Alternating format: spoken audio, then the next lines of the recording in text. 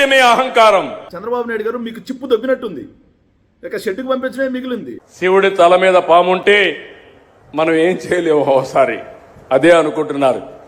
నేను తప్పకుండా శివుడు తలపైన పాముంటే నమస్కారం పెట్టి శివుడికి దాన్ని బయట తీసుకొచ్చి పాముని ఏం చేయాలో అది చేస్తామని చెప్పి కూడా నేను మీకు తెలియజేస్తున్నా. సాక్షాత్తు మహాదేవుడైనటువంటి పరమేశ్వరుడి యొక్క మెడలోని పాముని తీసుకొచ్చి ఏం చేయాలని చేస్తావా? అసలు పరమేశ్వరుడి మెడలోని ఉన్నటువంటి పాము పేరేంటి? వాసుకి. వాసుకి యొక్క గొప్పతనం తెలుసా నీకు? తెలియదు కదా. ఎందుకు తెలుస్తే మన హిందూ కాదు కదా. సో వాసుకి యొక్క గొప్పతనం ఏంటంటే సాక్షాత్తు శ్రీకృష్ణుడు భగవద్గీతలో 10వ అధ్యాయం 28వ శ్లోకంలో వాసుకి గురించి ఎలా వివరించాడు.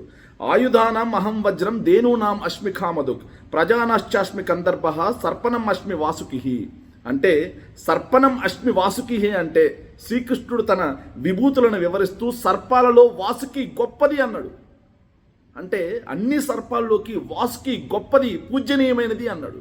అలాంటి వాసుకి పరమేశ్వరుడి మెల్లో ఉంటుంది. ఆ వాసుకిని తీసుకొచ్చి ఏం చేయాలి చేస్తావా? ఏం చేస్తావు చంద్రబాబు? నీకు నిజంగా చిప్పు దొబ్బినట్టుంది. ఏదైతే తిరుమల తిరుపతి వెంకటేశ్వర స్వామి యొక్క లడ్డూ ప్రసాదంలో నువ్వు చెప్పినట్టుగా జంతు కొవ్వు, పంది కొవ్వు, ఫిష్ ఆయిల్ లేదు అని తేలింది. ఏదైతే కల్తీ ఉందో ఆ కల్తీ కూడా నీ ప్రభుత్వ హయాంలోనే జరిగినట్టు తేలింది. తర్వాత ఎందాపూర్కి హెరిటేజ్కి, బోలేబాబాకి హెరిటేజ్కి ఇలా ఉన్నటువంటి బంధాలు మొత్తం బయటపడిపోయినాయి. తర్వాత ఏదైతే సాక్షాత్తు తిరుమల తిరుపతి వెంకటేశ్వర స్వామి యొక్క 7 కొండలని నువ్వు 2 కొండలు చేస్తా అన్నటువంటి వీడియోలు కూడా బయటకు వచ్చాయి.